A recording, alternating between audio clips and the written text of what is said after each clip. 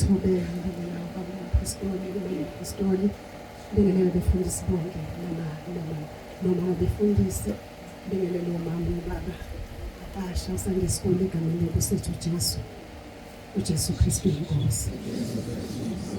Mama uMzipho wamnika ngokuphambi kwenu ngizodumisa ngibonge uNkulunkulu ngangenzele kona. uNkulunkulu bazalwane ovela ungaveleki athembeke ithemba ungasenalo. Ngeke ngaba nenkinga ngoJanuary sisesemkhosini nje kusuku la 8 kwa community esihlasele kwabakho bathatha imoto yathi masithathiwe ngamazisa noma umpostoli imoto sisebenza ngayo emsebenzini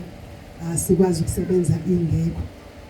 kodwa uNkulunkulu ngizombonga ukuthi wangithola nangaleso sikhathi kwaze kwafika isikhathi lapho emsebenzini ngamiswa epheleni kaJanuary emsebenzini ngoba bengakwazi ukusebenza imoto ingekho. Ngahlala ngikade kwafanele ukuthi kube phakathi kokuthi ngithola uleave without pay ngisahleli ngilungisa ukuthola imoto noma ngithatha ileave ke bazalwane ngangithatha ngoDisemba ngayiqedela ngoJanuary ngangenazo izinsuku ezayisele. Ngathi ngathatha sick leave ke ngaqala mina ngakudokotela ngathola isick leave. Uma ngithatha le sick leave mangise ngisekubuza ukuthi sengiyisubmithile noma sizenzela thina ku system ngathi ngiyabheka ku system nenzuku ezu2 kanti sengithathe ezu17 ngangazi ukuthi ngizokwenza njani. Ngashaqeka ngikhumbula ngaya ku immediate supervisor wami ngathi angazi la ngibona ngino2 days kanti insuku bese ngithathile seziningi kwathi nayo ayikho into angayenza ayikho into angayisho kufanele ngibone ukuthi ngenze njani. Ngathandaza bazalwane kwathi ngakusasa ngaphindela ngaya kwicomputer ngayobheka ngathi ngibheka insuku ngayifika insuku sezu17 ze-sick leave bazalwane. Ngase ngibona sengina ne-vacation ebingasekho ewu25 days. Ngafonela umntwana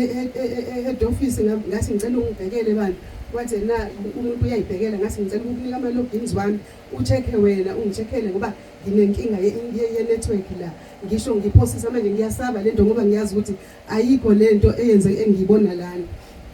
Angicheckele bese yangiscreenshothela akuvele lenzuku ezu17 zesiki kuvela u25 days we-vacation. Eyibo bese ngiyasubmit ke ngenze konke ngihambiseke ngisubmit-ke lo sick leave bese ngoba inkinga isaqhubeka bese ngigcina ngiqhubeka ngo-vacation ke lo nawe enginawo enguphiwe uNkulunkulu. Bazalwane ngiyamdumisa uNkulunkulu ohleze njalo evela.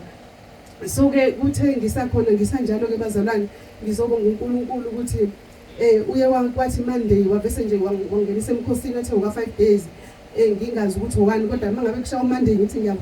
ngivula amahubo 146 no 147 148 ngithi hayibo kuyabongwa la kuyadunyiswa uNkulunkulu ubukhulu bakhe namandla akhe engabe kwenzakalani. Bese kukhona umzalwane ongifonela ukuthi hayibo khona umzalwane othi uzokusiza enkingeni yakho onawe yemoto hayibo. Bese ngithi ngibe emotional nje bazalwane bese ngikhale uNkulunkulu bese eyangenelela bese ethi nomzalwane ngicheck imoto bese ngiyachecka sichecka nje i-second hand ezokwenza ukuthi nje ngikwazi ukuyela emsebenzini. Uma sesicheckile bese kuthi ngakusasa ngolesithathu ufayile ngihambe ngiyobheka sivumelene ufayile ngiyobheka bese nomzalwane athi hayi ngicela uvese egarage uyobheka nje imoto entsha uhambe uyobheka imoto entsha. Bazalwane ngaveze ngangazi nje ngangikungazithekile ngithi inkosi ngiyazi lento mina kho umuntu ongenza lento akekho umuntu ongenza into enjene. Ngihambe bazalwane ngibheke imoto ngoba mangibheka kunokuthi kunabazalwane isambana befanele bangene kule moto manje angikwazi ukuthi imoto ngivese ibize ngiyasabela ukuthi nomzalwane uzozashintsha umqondo methi athi usengikanti kwisiphukuphungu ngisambheka usuthathe imali engaka manje nje ngivese ngise ngihamba ngibheke phansi ngithi mase ngisegate lokuphuma kulama garage maningi nje ama garage ahlukene kodwa asendaweni eyodwa. Bese ngivese ngibona isecurity engalibona ngangena eligqoke nje uniform ehlukile kunalama security alana. Bese lithi lona ngibuza igarage eliphambili la khona ebhalwe uMaster's Car bese ngisho ngazi imoto ikhona le garage bese ethi yena ika VW lapho ufuna VW ngithi mina cha bengafuni VW ngibheke phansi bese besathi hayi wena fanele uthole imoto enkulu wena imoto yakho akhomba imoto lapha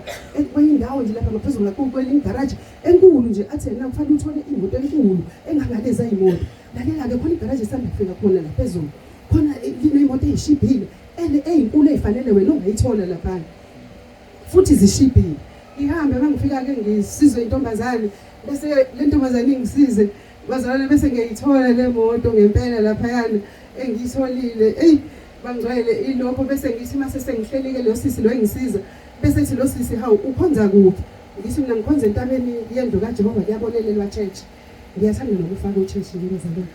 ngithi entabeni yendlu kaJehova kuyabonelelwa church bese yathula intombazane yaqhubeka ku system yasebenza bese besithona hawu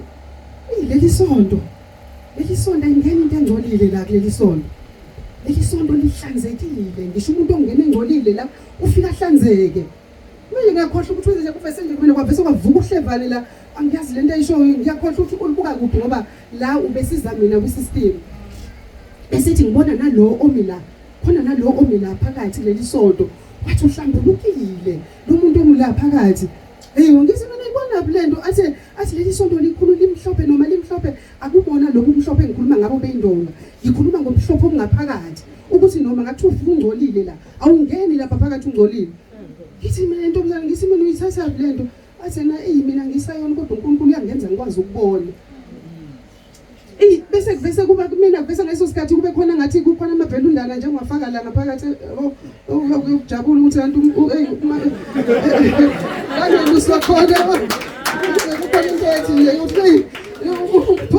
postole kayishumelayo ubungcwele nasibona ngisho baselwane wathi nje ubungcwele obulana kuyamangalisa kusho lo mntwana manje nje bazalwane ngizobonga uNkulunkulu kakhulu ngimbonga nokuthi kuso sonke isimo ebengikuso umpostoli ubengikhulekisa kakhulu umfundisi engikhulekisa kakhulu webranch engibuye thongathi nabo sisi bami nobhuti bami nabanye umama bekamoya bengikhulekisa ngizobonga uNkulunkulu ngimdumise nangabo ngisho uNkulunkulu ambusise nalomzalwane uNkulunkulu ambusise kakhulu ambiyele nomndeni wakhe angasoli lutho ngizothi nje uJesu Kristu uyinkosi.